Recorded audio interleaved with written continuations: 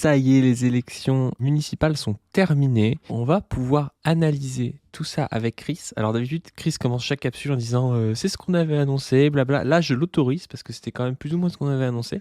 Mais on va pouvoir dire vers où on s'oriente, qui est-ce que ça renforce, qui est-ce que ça fait tomber ou qui est-ce que ça écrase, hein, si on veut reprendre notre métaphore préférée, parce que c'est vrai que les noisettes sont un peu en sueur à l'issue de ce deuxième tour. Chris, comment ça va? Est-ce que tu es chaud pour parler de tout ça? Ouais, normalement je devrais flexer, tu vois. Je devrais dire, mais regardez tout ce que la Padu Team annonce depuis des mois, les forces, tu vois. La réémergence du PS, le fait qu'ils vont canaliser le centre, le fait que l'Union n'a ni queue ni tête, et donc, en fait, ça ne s'additionne pas, voire même, ça fait régresser les masses. Et ben, en fait, j'ai pas envie de flexer parce que j'aurais bien aimé avoir tort un peu plus, tu vois. Là, pour le coup, j'aurais bien aimé que l'Union à Lille, tu vois, avec les écologistes, enfin, ça s'est pas bien fait, mais tu vois, il y avait quand même une dynamique soit plus forte. J'aurais bien aimé qu'à Toulouse, ce soit plus fort. J'aurais bien aimé qu'à Poitiers, ce Limoges. soit plus fort, à Limoges, ce soit plus fort, etc. Donc, je suis un peu déçu, mais c'est sûr que ça nous donne la vue exactement de ce qu'on attendait post-municipal, exactement les forces de la prophétie. Alors, on peut les calculer, hein. Le centre qui complètement n'existe pas.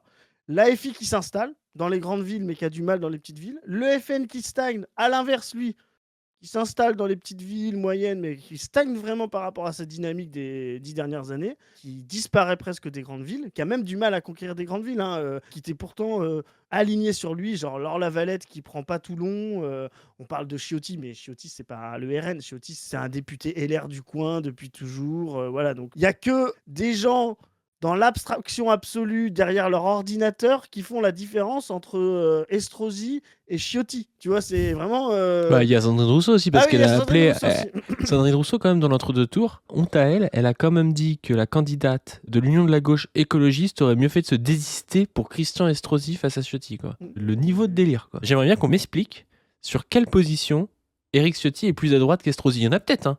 Mais il y a peut-être aussi des positions où Estrosi est plus à droite que Ciotti. Tu vois, enfin, vraiment, c'est du pareil homme, les deux, hein. On sort clairement de 2 ans de génocide où Estrosi a été une des mairies de France les plus pro-israéliennes. Vraiment, même pour ça, moi je vais te dire, j'aurais été niçois, j'aurais préféré voter Ciotti que Estrosi, parce que pour moi, c'est du pareil au même. Et ben, Ciotti a été moins pro-israélien que Estrosi. Voilà, c'est donc c'est, tu Non, vois, mais c'est vrai. c'est genre, C'est j'aurais pu n'importe le quoi. sanctionner sur ça, tu vois. Mais bon, bref. Donc effectivement, ils n'arrivent pas à prendre de grandes villes. Le RN, il stagne, c'est ce qu'on a dit. L'AFI qui s'installe. Voilà, le PS qui revient. Tout le monde riait, le PS est fini, il a fait 1%. Oui, il a fait 1% entre une gauche de rupture et un centre macroniste. Mais le centre macroniste disparaît. Là, on voit qu'il est poreux au PS. Donc, on a vraiment la force du PS, le centre qui se délite, le RN qui stagne, la droite qui se refait une santé de Édouard Philippe à Retailleau. Donc, la division de la droite. On va vers peut-être la prophétie interdite, pas du hein, on va vers ça. Hein, donc, Et puis on voit un truc intéressant, c'est que là, on va analyser ça plus en détail, mais là où le PS gagne, c'est là où il gagne avec les voix du centre. Et ça, c'est ce qu'on dit exactement. depuis le départ. Il y a plein de gens qui disent ah, il faut 1%. Oui, il faut 1% parce qu'il y a des partis qui s'appellent Renaissance jusqu'à les moins droitards d'horizon qui forment un bloc centriste avec Macron, quoi. Mais ces gens qui votent Renaissance et un peu Horizon, quand il s'agit de s'allier, bah, par exemple, avec Catherine Trautmann, tu vois, à Strasbourg pour faire barrage à la gauche, ils vont aller voter PS, en fait, ces gens-là. Et donc, en fait, il y a vraiment un socle PS sur le centre avec, ouais, je sais pas, 15 à 20% de l'électorat qui est prêt à Ouais. voter pour ça au premier tour, et puis au deuxième tour qui peut engranger avec du vote utile aussi de la droite pour faire barrage à la FI, ou du vote utile de la gauche pour faire barrage au RN, et donc une recomposition d'un centre autour de ce Parti Socialiste, quoi. On va fêter les 1 an de la prophétie bientôt. Je crois que c'était en avril. Qu'est-ce qu'on disait justement pour que le PS puisse revenir autour de 15-16, comme on l'avait dit au départ? Il doit être frontalement anti-FI.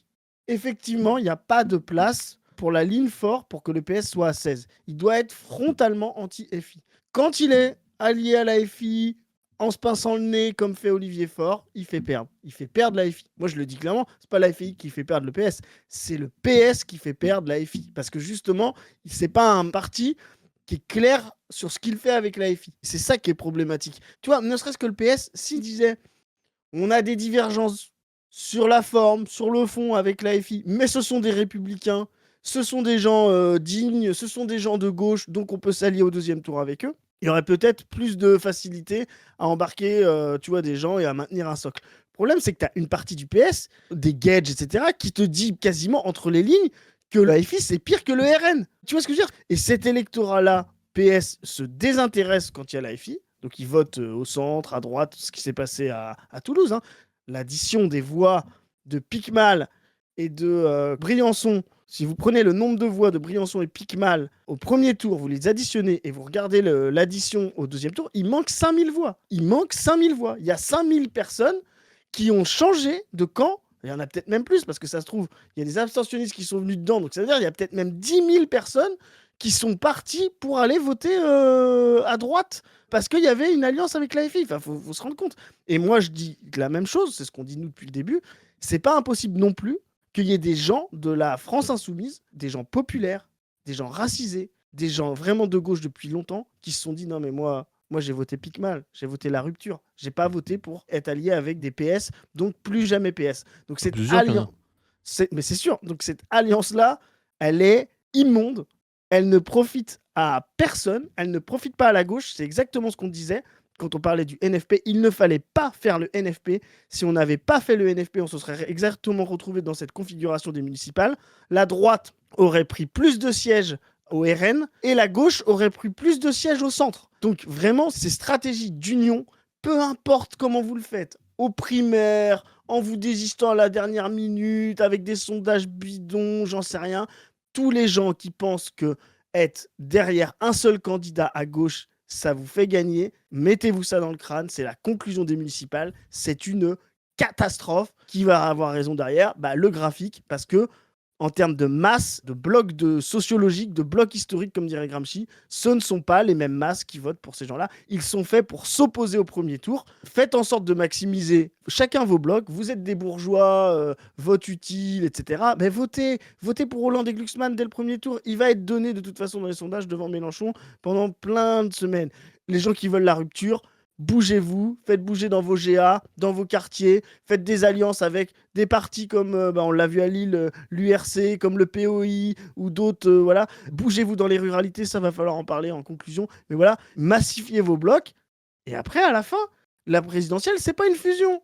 Donc on verra qui vote pour qui. Et moi, j'aimerais bien là voir si Gage, il choisira Bardella ou Mélenchon, s'il y a Bardella-Mélenchon au second tour. Voilà.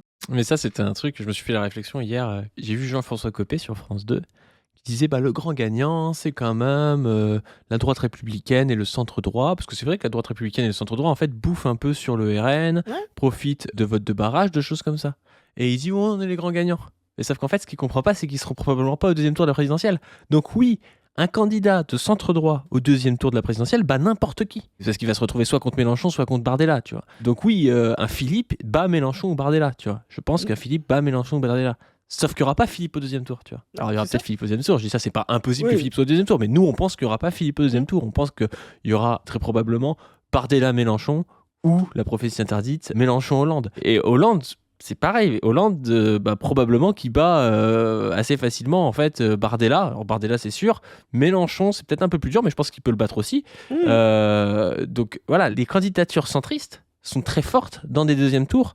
Et donc, dans des municipales où tu peux te maintenir, même quand t'es pas premier ou deuxième, en fait, ils raflent assez souvent la mise, tu vois. Même parfois, quand ils sont troisième, ils peuvent rafler la mise de gens qui ont peur, qui vont fusionner plusieurs listes au sens, toutes ces choses comme ça.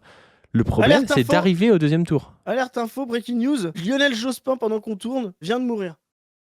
Oh là là. Hommage à la gauche plurielle. Allez voir notre capsule Back to 2002, vous verrez Jospin. Mais c'est marrant, quand le PS commence à mourir définitivement de la gauche et retourne au centre, Lionel Jospin meurt. La boucle est bouclée, on va vraiment avoir raison de A à Z. Voilà. Excuse-moi, je t'ai coupé, j'ai fait une breaking news pour les gens, mais... Ouais, donc ce que je disais, c'est qu'on va avoir en fait des partis de centre qui sont forts dans des élections, ils peuvent se maintenir. Le problème, c'est que dans la présidentielle, c'est que les deux premiers qui vont se maintenir, et très probablement que les deux premiers n'auront pas de parti de centre, tu vois. Et c'est ça le nerf de la guerre. Donc les gauches centristes ou la droite centriste qui se frottent les mains, Ils se frottent les mains, mais ils vont pas se frotter les mains longtemps, tu vois. Enfin, à un moment C'est ça. donné, ça va être très compliqué pour eux parce qu'ils vont se retrouver avec Bardella, Mélenchon. Ils vont dire ouais, j'aurais battu tout le monde au deuxième tour, mais et les gars dans la salle, il bat tout le monde au deuxième tour, sauf qu'il est pas au deuxième tour en fait, tu vois. C'est ça. Et c'est bien ça le problème, quoi. C'est ça. Bah, c'est très intéressant parce que cet espace-là, que nous on montre, fait qu'il y a énormément de possibilités de second tour. Parce que c'est pas du tout sûr que Bardella y soit facilement. C'est pas du tout sûr que Philippe y soit. C'est pas du tout sûr que le PS y soit pas. Enfin voilà, donc ça donne vraiment plein de possibilités. Mais ce qui est fou, Retailleau, c'est qu'on peut autant. Enfin, on va avoir 4 candidats entre 15 et 20, probablement.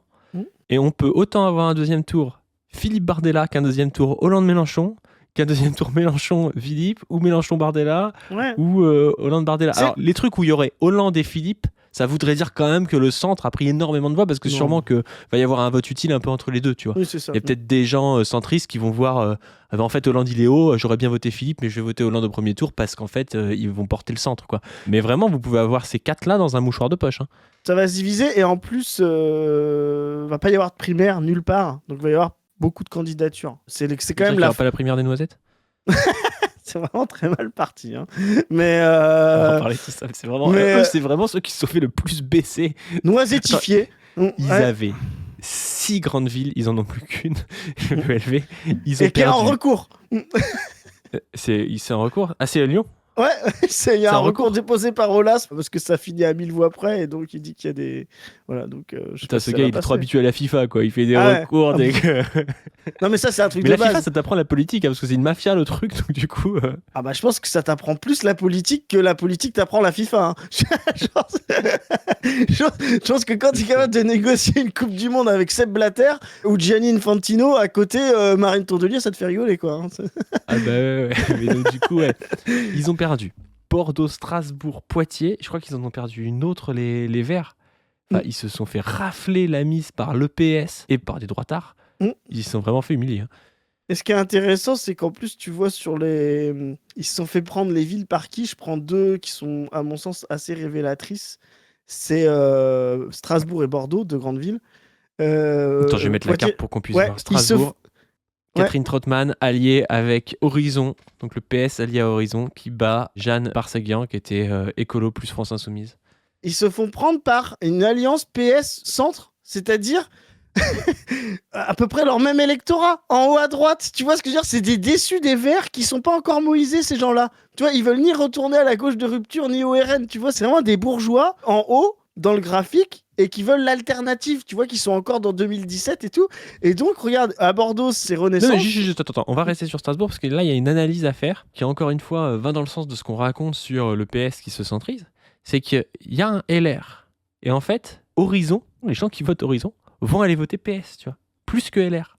On pourrait se dire, Horizon, c'est désisté pour Trottmann, je crois, mais ça va profiter à LR parce qu'Horizon, c'est des gens de droite, ils vont aller voter LR. Et en fait, ils sont allés voter Trottmann, tu vois. C'est quand même pas rien de se dire qu'aujourd'hui, alors il y en a peut-être qui sont allés voter LR, tu vois, une partie, mais aujourd'hui, Horizon, qui est un parti de centre-droit, va aller voter pour le Parti Socialiste. Donc c'est vraiment un Parti Socialiste qui est droitisé et qui est fort en se droitisant et donc en devenant central, quoi. Et moi, je vais même te dire autre chose. Je pense que dans les gens qui ont voté Trottmann LR, il y a beaucoup de gens qui avaient voté Barseguian il y a 6 ans ou 7 ans. C'est-à-dire, alors même si 2020, il y a plein d'abstentions, mais je pense que l'écologie n'est pas radicale. C'était la ligne Jadot, tu sais, de l'époque. C'est vraiment un truc de droite qui se donne des aspects ni droite ni gauche. C'est vraiment du macronisme repeint en vert. Et en fait, ils avaient bénéficié de cette logique macroniste repeint en vert. Mais la ligne Tourdelier de vouloir s'allier avec la FI, ça les regauchise. Et donc cet électorat vert dit non mais moi j'ai voté vert, mais pour moi c'était pas des gauchistes, je comprends pas, tu vois. Et donc là, ils retournent vers une espèce de gauche de droite. Alors là, c'est parfait pour eux. Horizon plus le PS. Voilà. Et donc, moi, je pense que les 31%, là, les 28 000 voix de Strasbourg, représentent beaucoup plus l'électorat France Insoumise. Justement, dans ce, tu vois, et le potentiel France Insoumise à Strasbourg. Et ça veut dire que la France Insoumise seule, en étant un peu fine, pourrait capter vraiment presque 25% voilà, de cet électorat-là. Et cet électorat-là, vert, en fait, est le reste d'une gauche qui veut un peu la rupture. Et donc, ça moïse encore les choses ici. Tu vois, ça moïse encore les choses. Les gens qui ont voté vert plus insoumis sont encore les gens qui peuvent voter Mélenchon en 2027. Là où les gens qui ont voté Trottmann et tout, ça, c'est sûr que jamais ils y reviendront, quoi. Ouais, bah ils peuvent voter Mélenchon au deuxième tour. Encore une fois, le truc c'est que Ah, au deuxième tour, oui. ils vont jamais voter Mélenchon, mais quand ce sera contre Bardella, là il y aura un vrai choix. Et quand tu te places à gauche comme ils font, ils vont aller voter Mélenchon en se bouchant de nez, tu vois. Ouais, c'est sûr. Moi je veux qu'on parte à Tulle. Alors Comme Tulle, par hasard. c'est ici et c'est très intéressant. Donc Tulle, c'est le fief d'Hollande et le fief d'Hollande a été perdu avec 39,82 pour Bernard Combe et Laurent Melun d'hiver droit 54,25. Et il y a quelque chose d'intéressant, c'est que là-bas, ils ont fait l'union avec la France Insoumise. C'était d'ailleurs marrant parce qu'il y a des articles qui sont sortis qui disent que Hollande a dit de faire l'union avec la France Insoumise alors qu'il passe sur tous les plateaux pour dire qu'il ne faut pas le faire. Et comme quoi, tu vois, quand c'est affectif, quand c'est ta ville, tu peux faire des erreurs. Tu vois, il a la stratégie, il comprend que la ligne, il l'a dit, la clarté est une ligne politique, que la clarté, ça fait gagner, mais il se dit, je vais aller faire l'alliance avec la France Insoumise parce qu'on est quand même mal parti dans ma ville. Moi, je ne sais pas s'il aurait gagné Bernard Combe sans la France Insoumise, mais je pense que quand tu es dans une ville de hollandistes, c'est-à-dire de gens de centre-gauche, t'allies avec la France Insoumise, je suis pas sûr que ça ait tant d'intérêt que ça. Et c'est possible que ça ait poussé des gens à voter d'hiver droite parce que bon, tu te dis, bah, le mec il s'est dédié, ça fait 10 ans qu'il crache sur la FI et là il s'allie avec la France Insoumise. Je pense vraiment que c'est un CSC de faire ça pour ce genre de liste et que t'as la défaite, t'as aussi l'indignité et la honte quoi, avec la défaite. Quoi. Ça ne sert à rien pour eux de faire ça.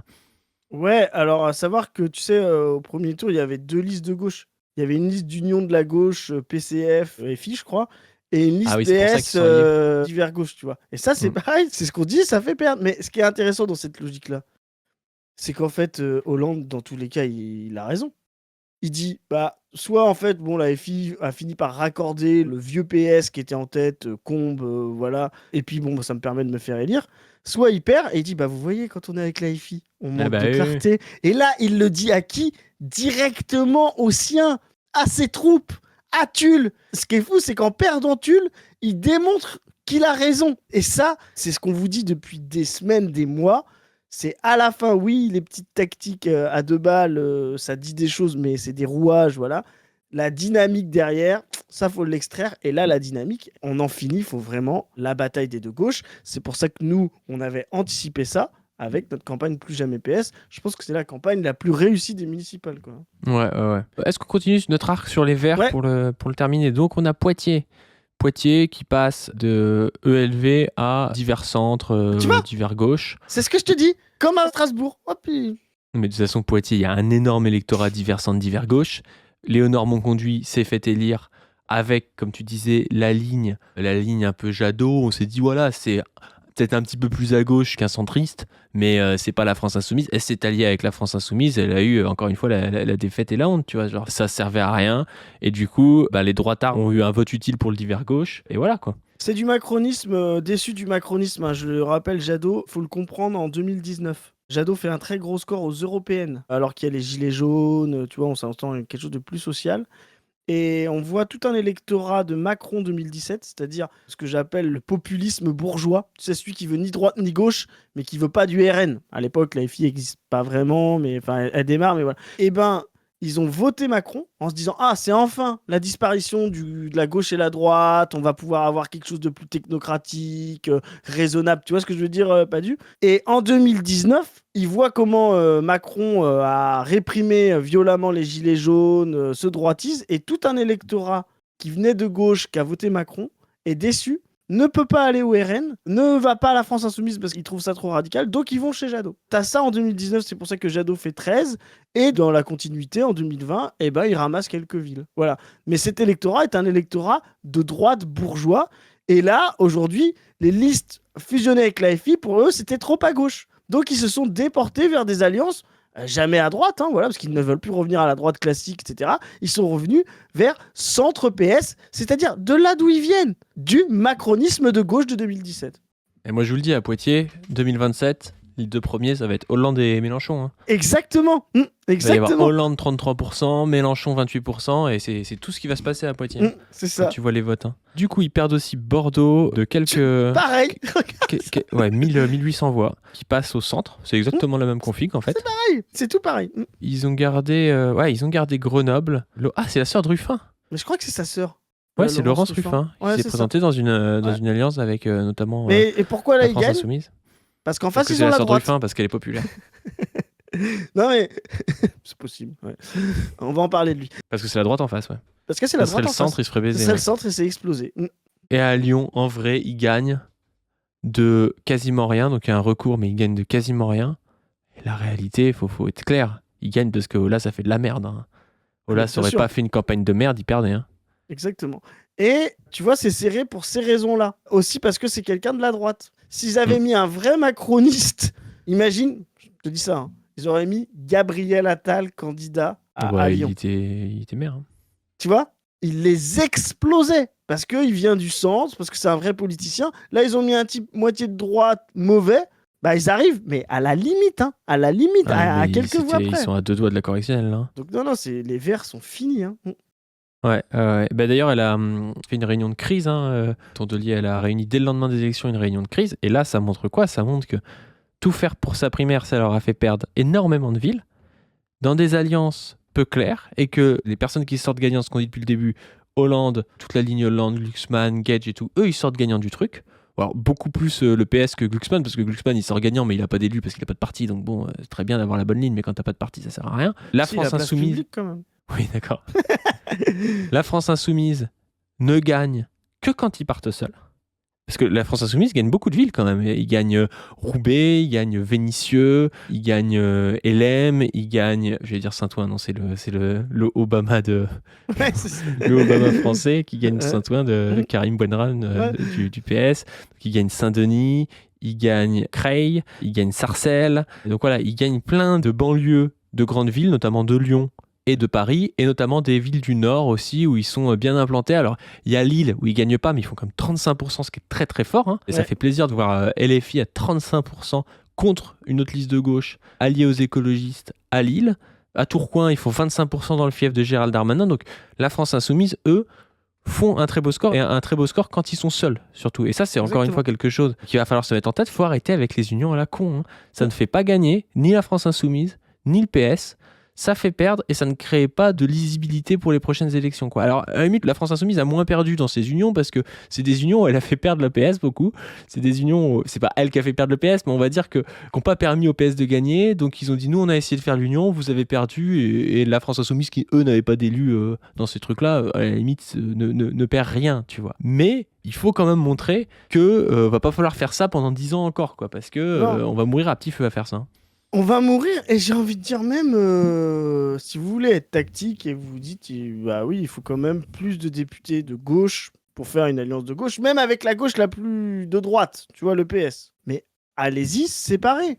Prochaine législative, mais surtout ne pas faire de NFP. Parce que là, clairement, ce que font le NFP, c'est ce qui se passe à Toulouse. Vous avez la potentialité d'avoir énormément de gens au premier tour, énormément de voix. Ensuite, un se retire. Quand on se retire, c'est beaucoup plus facile. Le premier se retire et du coup, vous faites un désistement et du coup, bah, vous maximisez. Là où c'est l'AFI qui a des fiefs, eh ben, le PS se désiste. Là où c'est le PS qui a des fiefs, et ben, vice-versa, tu vois.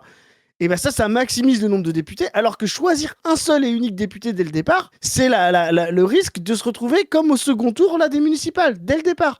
Ah mais machin il est allié là, mais il a dit ci, mais ce truc là c'est pas lisible. Et hop, vous refabriquez le centre et vous refabriquez la droite. Et c'est ce qui s'est passé en 2024. Donc il va falloir sortir de ça. Ça fait gagner aucune ligne, ça fait perdre la ligne de rupture, ça fait perdre vers la droite et l'extrême droite les parlements. Vraiment, c'est horrible le NFP tel qu'il est là. La NUPES, ça allait encore, parce que la NUPES, le PS était tout petit, donc on pouvait le clouer à un accord, etc. Maintenant, c'est fini. Le PS redevient une force, voilà. Donc si demain, il faut faire des alliances type NFP, il va demander 200 circos. Ça n'a aucun intérêt de donner 200 circos PS au premier tour et de les foutre là où il y a des gens qui ont envie de voter France Insoumise et inversement. Donc vraiment, il faut sortir de ces logiques-là. Il faut pousser les lignes, il faut militer, s'organiser et ne pas baisser les yeux. Moi, je veux bien repenser à Paris, hein, mais vraiment Paris, là, les castors, là, ces trucs de castors là, qui nous ont dit le risque de Dati. Vous avez vu ce que c'est que Grégoire? Allez voir notre capsule d'hier sur ce que c'est que Grégoire à Paris. C'est une honte absolue. Des gens nous ont fait croire que, ah oui, mais en fait, Dati, c'était carrément Hitler qui défile en juin 40 sur les Champs-Élysées si on n'y votait pas. Bah, résultat des courses, même en maintenant les voix et en les augmentant, le Chikirou, Grégoire passait. Pourquoi? Parce que c'est le centre. C'est le centre, ce n'est pas la gauche, voilà. Et il n'y a pas de porosité entre les deux. Il y a de la porosité entre lui et Bournazel. Il y a même, je suis sûr, des gens qui votaient CNAFO qui n'ont pas voulu aller voter pour Dati. Voilà. Donc c'est vraiment n'importe quoi, ces stratégies de désistement, d'union. Vraiment, mais arrêtez ça, c'est pas de la politique, quoi. Pour Bah, et ces revenir- gens nous ont fait perdre des conseillers municipaux filles à Paris, hein, parce que si on passait Exactement. les 10%, c'était pas pareil. Ça doublait les conseillers municipaux, tu vois. Mm. C'était aussi ne pas comprendre. Ça, on l'avait dit en plus. Hein. Je me souviens, c'était même moi qui l'avais dit.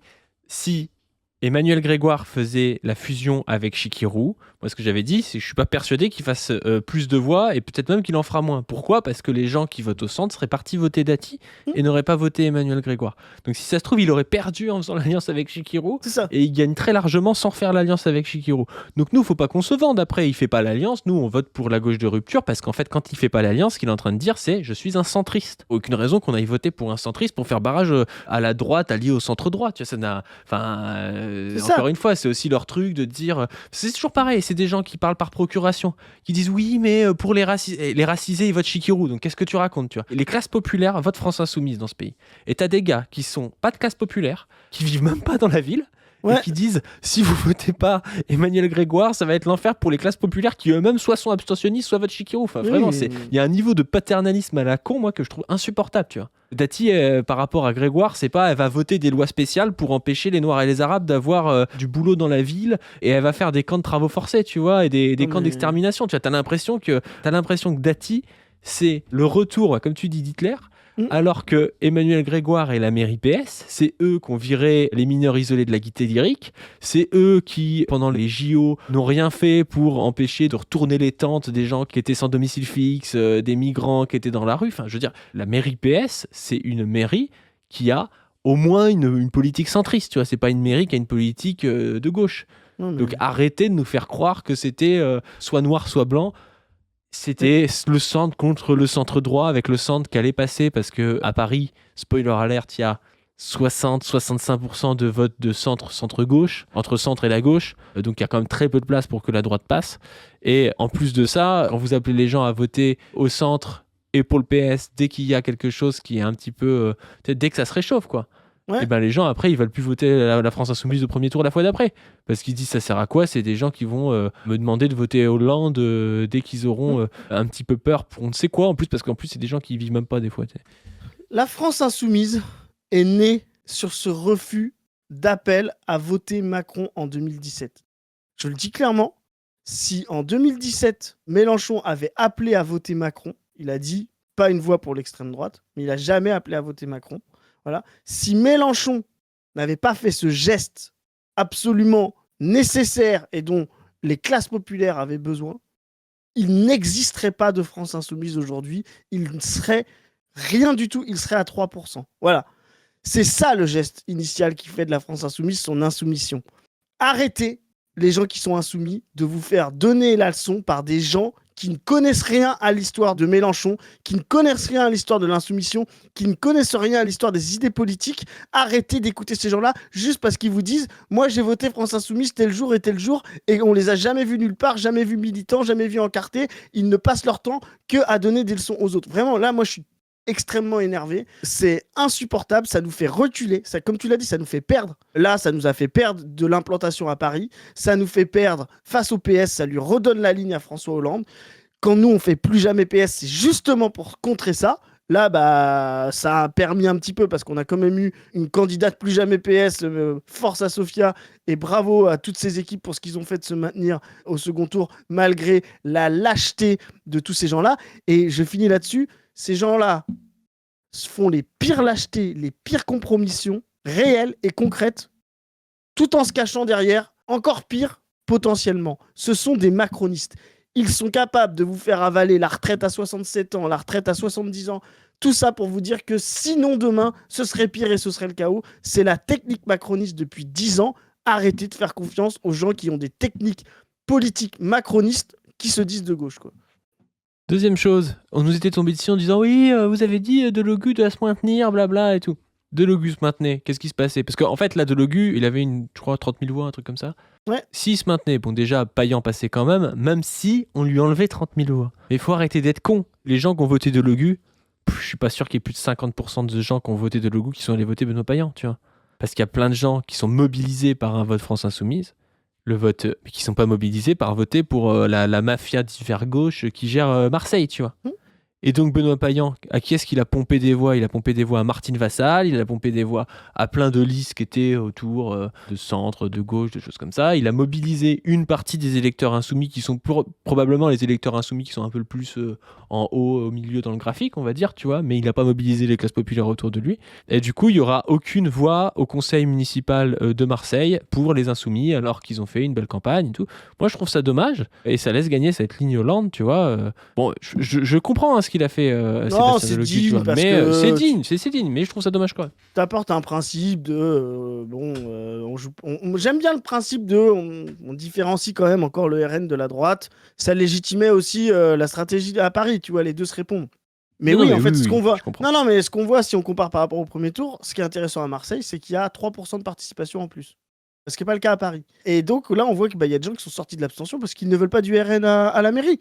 Donc en fait, les voix que Delogu pourrait probablement apporter, s'il s'était maintenu, une fois que Vassal se maintenait, on aurait Payan, Delogu ferait Vassal, 6-7%. Delogu aurait avec 5 serait au conseil, voilà, il aurait pu s'implanter. Nous, on l'avait dit, effectivement, si Vassal Si Vassal s'était retiré pour le RN, c'était retiré, différent. ou même retirer tout court, tu vois, Oui. on aurait pu se poser la question, là, ça aurait été un peu la stratégie CNAFO. Mais avec Vassal, plus le RN, plus une campagne anti-RN, voilà, genre, vous ne voulez pas du RN, votez Delogu, vous ne voulez pas du RN, votez Payan, les gens seraient sortis de l'abstention, ils auraient fait monter les deux, et il n'y avait aucune chance qu'Alizio gagne. Voilà, c'est pour ça que nous, on était pour dire, mais maintiens-toi, Sébastien, il y a très peu de chances que ça arrive. Les résultats ont montré qu'il y avait peu de chances que ça arrive, voilà. En fait, le problème aussi, c'est que les gens s'en tiennent aux sondages, Ah machin ouais. et tout. Nous, on s'en tient Ou aux des dynamiques. additions. Ou des additions Ouais. politiques, c'est pareil. On Tu vois, s'en ils tient à vont te des dire... analyses et à des dynamiques. Et eux, ils s'en tiennent à des additions politiques de sondages et ils refont le monde dans leur tête. Et en fait, le problème, c'est que le monde de leur tête et le monde réel, c'est pas le même, tu vois. Et du coup, ils te disent, oui, mais on n'aurait pas pu savoir. Vous auriez pas pu savoir, d'accord, mais c'est bizarre parce que il y a des gens qui le savaient, tu vois. C'est ça, C'est quand même étonnant, tu vois. Il y a des gens qui avaient une autre méthode d'analyse que vous et qui le savaient. c'est ça. Exactement. Si on fait les additions politiques du... Parce que là, on nous dit, non, mais c'était pas les sondages, c'est les rapports de force politique du premier tour. Ah bah c'est bizarre, pourquoi Pikmin il a pas été élu alors? Parce qu'il avait déjà 50% au premier tour si on additionnait ses voix. Tu vois, ça ne marche pas comme ça la politique. C'est des questions de cohérence et de dynamique et de clarté. Voilà. Il est clair qu'à Marseille, c'est une ville qui ne veut pas du RN. Vous l'avez devant vos yeux. Voilà. Même si Vassal, je dis, c'était pas maintenu, il n'aurait même pas capté tout Vassal à l'Isio là. Tu vois, Payan aurait fait un encore plus gros score. Donc vraiment, vous ne comprenez pas l'analyse politique, ça ne se fait pas à partir de sondages, ça se fait à partir de ce que nous on fait, de rapports de force sociologique et de vision du monde des classes sociales. C'est pour ça que nous on fait le graphique. Voilà, on part des gens, on part des masses, on part de leurs problèmes concrets et de quels débouchés politiques peuvent les résoudre. Les sondages, c'est des conneries tout le temps et à tout moment. Voilà. Moi, j'ai envie d'aller voir la numéro 2 du Parti Socialiste, Johanna Roland, à Nantes. Alors, elle passe dans une alliance avec la fille. Alors, on va dire, ah oui, mais du coup, ça contredit le fait que l'alliance ne marche pas. Bon, dans une ville déjà qui est quand même très à gauche, elle fait que 52,18%, Ah, c'est chaud alors que la pour elle, ville là. est à gauche Pour depuis bien connaître très la très ville, très longtemps. Hein. c'est chaud. Et en plus de ça, comme on le disait tout à l'heure, elle aurait eu un gars Renaissance en face d'elle, elle était morte en fait. Tu vois. Exactement. Heureusement pour elle qu'elle a eu quelqu'un tête de liste LR. Donc elle a gagné de très peu, mais avec Renaissance en face d'elle, c'était finito. Ouais, c'était finito. Enfin, elle a capté les voix insoumises qui n'étaient pas très importantes. D'un autre côté, est-ce que ça n'a pas maximisé les voix pour la droite, le fait qu'elle fasse cette union-là, parce que ça pouvait donner le truc, attention, ça va être des mélanchonistes. Elle avait pas trop le choix, elle était au coude à coude, hein. Elle était à 35-33 au début. Elle était obligée de fusionner avec la France insoumise tellement elle était basse. Mais tu vois, derrière, la droite avait assez peu de réserves. Je sais pas si justement, tu vois, il y avait 8% pour Mounir Belhamiti de divers centres, Nantes mérite mieux, voilà, qui avaient voté au premier tour. Ces gens-là, je sais pas s'ils sont pas allés à droite alors qu'ils auraient pu aller chez Johanna Roland si elle n'avait pas fait de fusion avec William Aucan de la France Insoumise, tu vois. Donc vraiment, se dire que ça s'est passé dans ce sens-là, il aurait très bien pu se dire, bah oui, si la France Insoumise s'était maintenue, en fait, la droite aurait eu moins de voix parce que le centre aurait eu plus de voix sur Johanna Roland. On est vraiment dans cette config-là aujourd'hui, cette config qui dit ces alliances entre le PS et la FI, plus personne n'en veut. C'est la conclusion, plus jamais PS, quoi.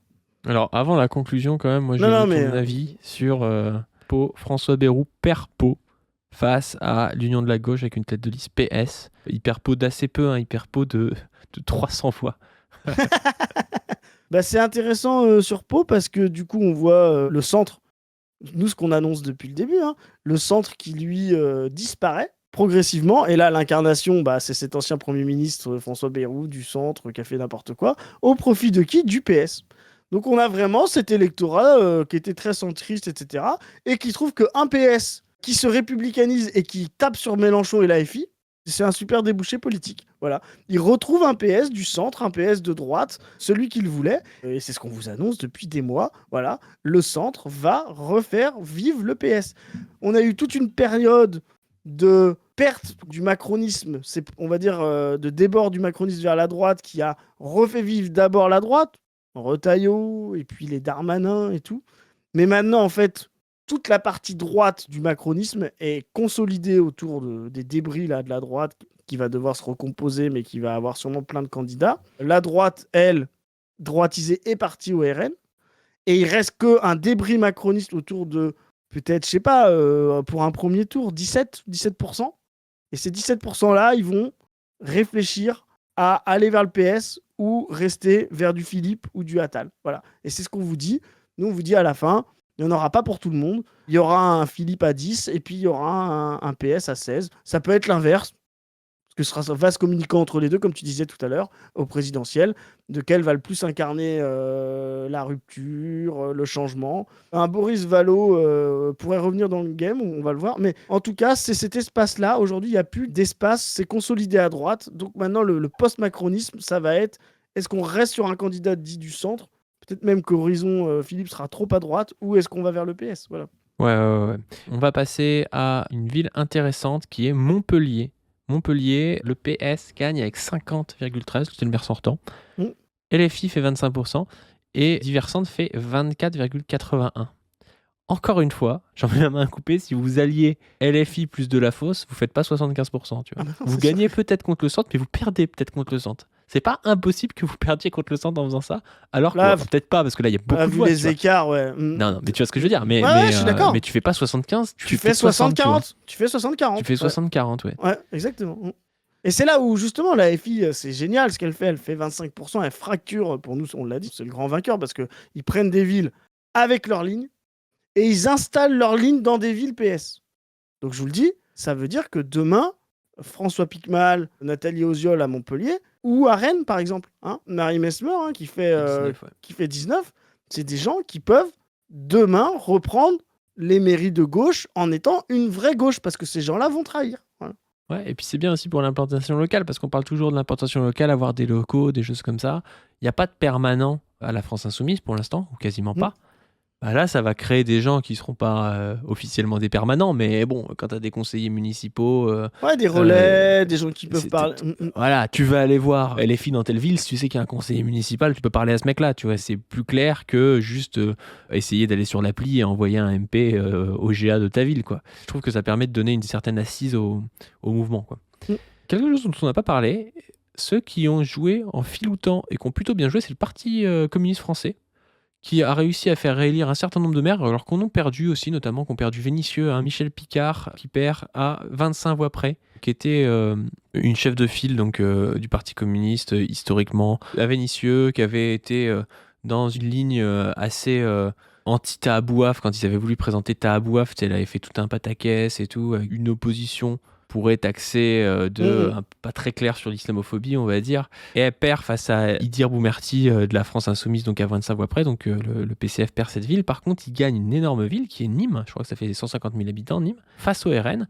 Et en fait, on voit que dans le sud, ceux qui tirent leur épingle du jeu face au RN, c'est souvent le PCF. Le PCF gagne Martigues. Ils gagnent aussi Aubagne. Ils ont gardé certaines banlieues de Paris, parfois en alliance avec le PS, mais parfois aussi en alliance avec la France Insoumise. Ils ont gardé Saint-Amand-les-Eaux avec Roussel. Non, sincèrement, le PCF n'a pas fait trop de la merde. Ils ont réussi à garder des villes et ils ont réussi aussi à pas trop se montrer. Et c'était pas bête, parce que du coup, les feux ont été sur Fort et Tondelier.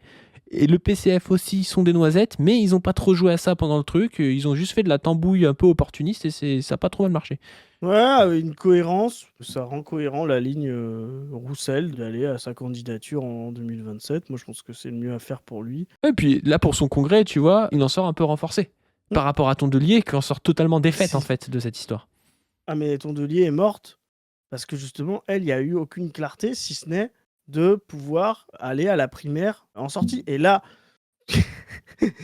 elle voulait faire en sorte que ce soit justement la logique d'aller à la primaire. Et là, tout dit le contraire d'aller à la primaire. Là, tout sort en mode, mais il faut surtout pas faire de primaire, quoi. Donc vraiment, j'espère que chez les Verts, ça va exploser. Parce que là, vraiment, vous ne connaissez ni votre électorat, comme on a dit tout à l'heure, c'est des gens du centre, ni les rapports de force. Vous n'avez pas de programme. Vous êtes ridicule sur tous les sujets internationaux et géopolitiques. Mais vraiment, honte à ce parti. Mettez la clé sous la porte, c'est ce que vous avez de mieux à faire, quoi. Ouais, on a aussi La Courneuve où Ali Douara, le député France Insoumise, a été élu maire. La France Insoumise aussi a fait des bons scores à La Réunion, notamment à Saint-Paul, où ils prennent la ville, dans la ville du Tampon, où ils prennent la ville aussi. Alors, j'ai pas trop compris comment ça avait marché cette élection au Tampon. La France Insoumise fait genre 25% au premier tour, avec que des droitards autour d'elle. Le gars devant faisait genre, 38 ou 40%. Mais la France Insoumise finit avec 45% et le gars de droite finit avec 43%. Donc ils ont réussi à choper 20% de sous les fagots. Je ne sais pas trop comment ça s'est passé, si quelqu'un vit au Tampon, a compris ce qui s'était passé, s'il y avait des abstentionnistes, ou si peut-être que là-bas il y a un vote anti, peut-être que c'est le maire sortant et qu'il y a un vote contre lui, même de mecs de droite pour voter France Insoumise. Ouais. Je ne comprends pas ce qui s'est passé, mais en tout cas la France Insoumise a pris la ville d'assez peu, de 1000 voix, enfin même de 800 voix. Mais c'est quand même notable, cette implantation de la France Insoumise dans 3 villes à La Réunion, c'est pas rien. Et ça montre une belle implantation de la gauche de rupture dans les Drôme-Chrome là. Donc non, c'est plutôt une bonne chose. J'ai juste un petit ajout parce que je me rends compte après le tournage que j'ai oublié de dire ça, c'est un truc que je trouvais intéressant, c'est que le RN fait une bonne moisson de villes dans le sud. Il y a par exemple la Seine-sur-Mer qui est une sous-préfecture, qui est la deuxième ville du département. On va avoir David Racheline qui gagne à Fréjus, on va avoir Louis Alliot à Perpignan. On va avoir Robert Ménard, bon c'est pas RN, tout comme Ciotti c'est pas RN, mais c'est quand même des alliés du RN. Vous allez avoir à Cagnes-sur-Mer le RN qui passe. Vous allez avoir à Menton aussi le RN qui passe et qui bat la droite avec Sandra Père alliée à Louis Sarkozy. Vous allez avoir plein de villes comme ça qui vont tomber dans le giron du RN dans le sud et très peu dans le nord. Alors on pourrait se dire, tiens c'est bizarre parce qu'historiquement ils sont forts dans le nord aussi le RN. Et je pense que ça montre le fait qu'il y a un virage sur la ligne ORN, qui est la ligne plutôt Bardella, qui est plutôt une ligne plus libérale, moins sociale. Et donc on est sur une ligne libérale raciste. Or on sait que le RN du Sud est un RN libéral raciste, est un RN plus, Jean-Marie Le Pen historique, alors que le RN du Nord est plus le RN ligne Marine Le Pen, quand elle était avec Florian Philippot, avec ce truc un peu faussement social et raciste aussi, avec notamment son bastion Hénin-Beaumont, mais une ligne portée qui voulait avoir des grandes villes, même comme Lens par exemple, dans le Nord, pour essayer de s'implanter. On voit qu'ils ne réussissent pas.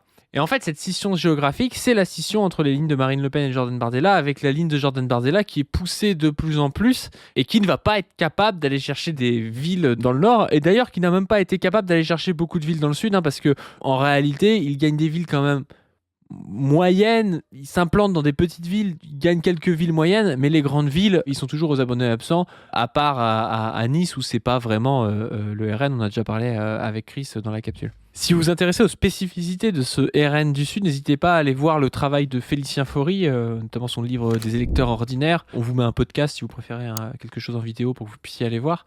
Et il montre bien en fait que c'est pas forcément des grands bourgeois les gens qui votent RN dans le Sud, mais c'est quand même des gens qui sont des petits propriétaires beaucoup. Il y a déjà un vote RN qui n'est pas du tout ouvrier. Il y a un vote RN employé, beaucoup de professions intermédiaires aussi. Et ça va de façon croissante, c'est-à-dire qu'il y a de plus en plus une forme de moyennisation du vote pour le Rassemblement national.